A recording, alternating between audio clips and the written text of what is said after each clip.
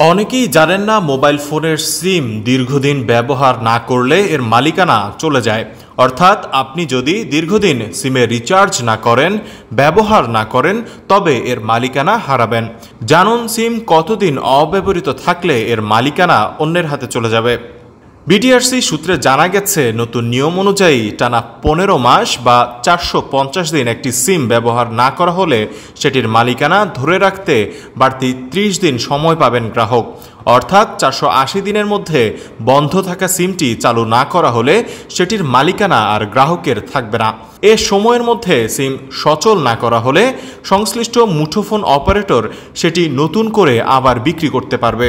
একটি সিম টানা 450 দিন বন্ধ থাকলে সেটি চালু করতে মোবাইল ফোন অপারেটররা গ্রাহককে একটি নোটিশ বা সময়সীমা বেঁধে দেয়।